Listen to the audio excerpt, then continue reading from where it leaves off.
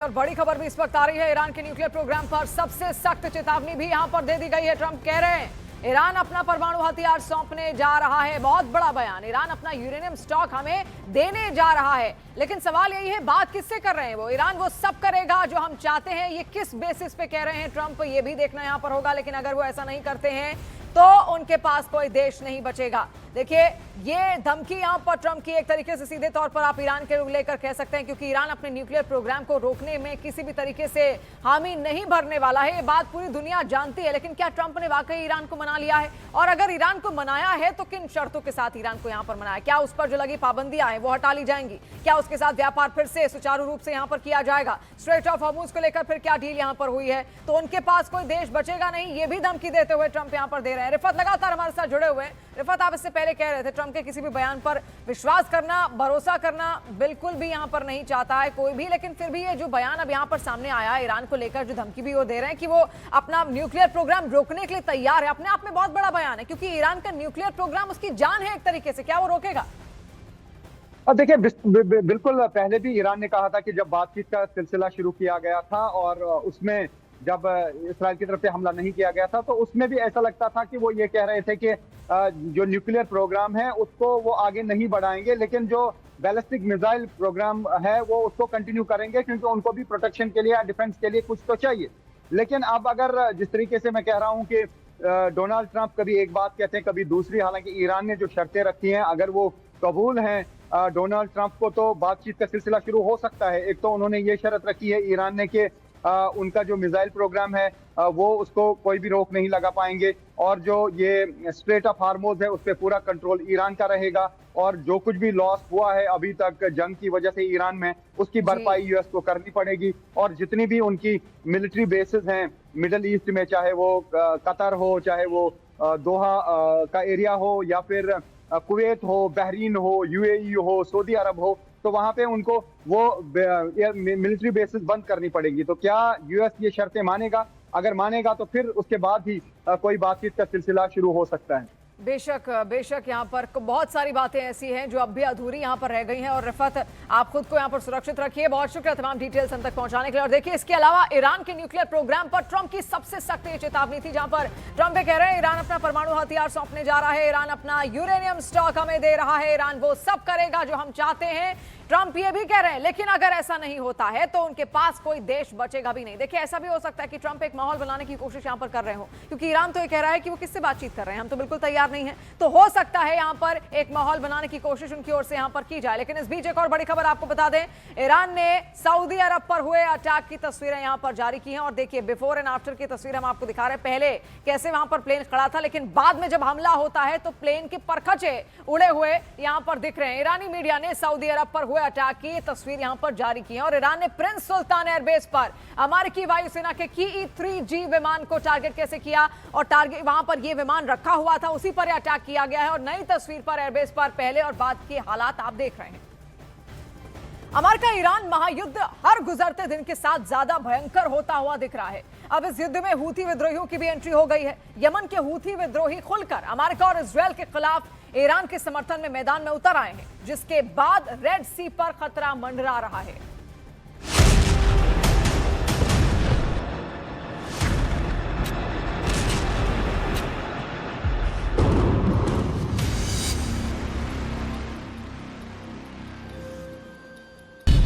महायुद्ध में हूथी की एंट्री, नए खतरे की घंटी।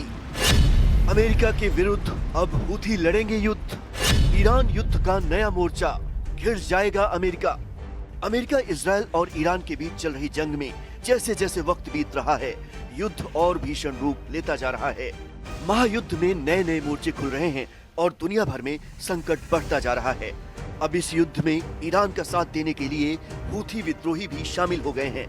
हूथी विद्रोहियों ने इजरायल पर बैलिस्टिक मिसाइलें दागकर साफ कर दिया कि अब ये जंग सिर्फ ईरान और इजरायल के बीच नहीं, इसमें हूथी विद्रोही भी ईरान के साथ खड़े हैं। हूथी विद्रोही पश्चिम एशिया के सबसे शक्तिशाली और खतरनाक आर्म्ड ग्रुप्स में से एक है। उनके पास 2000 किलोमीटर रेंज तक पार करने वाली बैलिस्टिक मिसाइलें हैं, पैलेस्टाइन 2 जैसी हाइपरसोनिक मिसाइलें हैं, सुसाइडर कामिकाजे ड्रोन हैं जो इजरायल में तबाही मचा सकते हैं। इसके अलावा एंटी शिप मिसाइल सिस्टम और करीब 1.5 लाख प्रशिक्षित लड़ाके हूथी विद्रोहियों की बड़ी ताकत हैं। हूथी विद्रोही बाब अल मंदेब गलियारे को बंद कर सकते हैं, जिससे वैश्विक समुद्री व्यापार पर संकट और गहरा सकता है। पहले ही हॉर्मुज स्ट्रेट बंद है और अगर ये समुद्री रूट भी बंद हुआ तो कच्चे तेल और गैस की सप्लाई पर बड़ा असर पड़ेगा। लाल सागर के तटीय क्षेत्रों पर हूथियों का नियंत्रण है। 2023 से 2025 के बीच हूथी 100 से ज्यादा जहाजों पर हमले कर चुके हैं। यानी ईरान और हूथी विद्रोही मिलकर अमेरिका और इजराइल की राह मुश्किल करने वाले हैं। ये युद्ध अमेरिका के लिए उतना आसान नहीं जितना ट्रंप ने सोचा था। शायद अब ट्रंप भी इस बात को समझ रहे हैं। अमेरिकी राष्ट्रपति डोनाल्ड ट्रंप का एक वीडियो क्लिप सोशल मीडिया पर वायरल है, जिसमें उन्होंने दुनिया के सबसे बड़े एयरक्राफ्ट कैरियर यूएसएस जेराल्ड पर हमले की बात कबूल की है। ट्रंप ने माना कि उनके एयरक्राफ्ट पर 17 तरफ से हमला किया गया था। And every 32 seconds, boom, boom, boom. And it was 1 o'clock in the morning, so we said, okay, I think we're in trouble. But they were ready for us, Johnny. And we were ready. He said we were ready. And then they hit us. And they came from 17 different angles. They were here, they were there. We ran for our lives. It was over. हवा और जमीन के बाद अब समंदर से भी बड़ा खतरा सामने है। इस खतरे को देखते हुए अमेरिका ने भी अपनी ताकत झोंक दी है। अमेरिका ने अपनी नौसेना का सबसे एडवांस युद्धपोत यूएसएस त्रिपोली अब पश्चिम एशिया में तैनात कर दिया है। करीब 3500 मरीन हर हालात से निपटने को तैयार हैं। लेकिन इस बीच अमेरिका के करीबी भी उसे आगाह कर रहे हैं कि वो ईरान के साथ जमीनी लड़ाई में न उतरे। पूर्व नाटो कमांडर जनरल रिचर्ड सिडेफ ने दावा किया कि अगर अमेरिका हॉर्मुज में सेना उतारता है तो वो उसके लिए डरावना सपना साबित होगा। लेकिन ट्रंप क्या नाटो की सलाह सुनेंगे, ये बड़ा सवाल है। फिलहाल दुनिया भर में हो रहे बदलाव एक ही तस्वीर की तरफ इशारा करते हैं। पहले ही बम बारूद और मिसाइल हमलों से दहले पश्चिम एशिया में महायुद्ध की आग और भड़कने वाली है।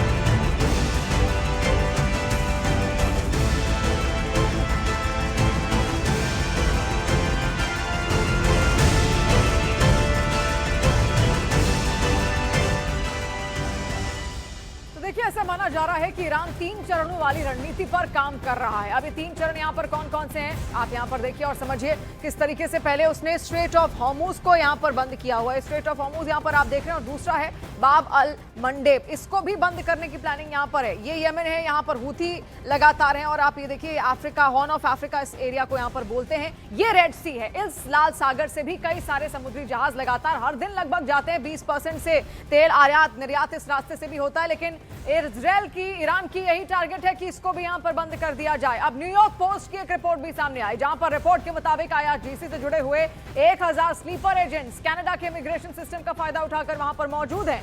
अमेरिकी खुफिया एजेंसियों ने ईरान से भेजे गए एक एनक्रिप्टेड संदेश को इंटरसेप्ट यहां पर किया है, जिसे किसी हमले या सक्रियता का संकेत माना जा रहा है। तो न्यूयॉर्क पोस्ट की रिपोर्ट है जिसमें बड़ा दावा यहां पर किया गया है आईआरजीसी को लेकर, जिसके मुताबिक आईआरजीसी से जुड़े 1000 स्लीपर एजेंट्स कनाडा के इमिग्रेशन सिस्टम का फायदा उठाकर वहां पर मौजूद हैं। और ईरान ने एक एआई वीडियो के जरिए अमेरिका को खुली धमकी भी दी। वीडियो के बीच सऊदी ने अपने ऑपरेशनल रूट को एक्टिव कर दिया है, लेकिन सऊदी के इस ऑप्शनल रूट को हूथी की नजर लगती हुई दिखाई दे रही है। रिपोर्ट आपको दिखाते हैं।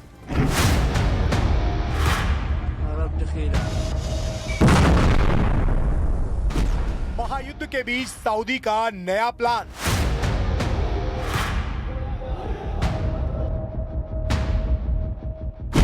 रेड सी तक क्रूड ऑयल की पाइपलाइन।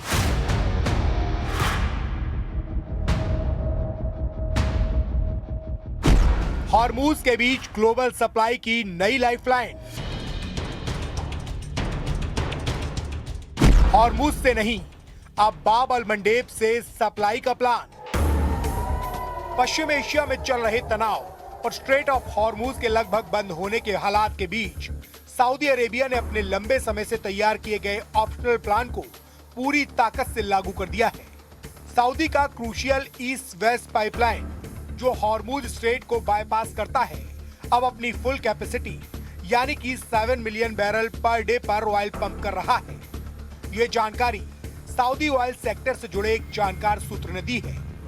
इस पाइपलाइन से गुजरने वाले कुल 7 मिलियन बैरल्स में से करीब 2 million barrels Saudi domestic refineries के लिए हैं, जबकि बाकी क्रूड इंटरनेशनल मार्केट्स तक पहुंचाया जा रहा है।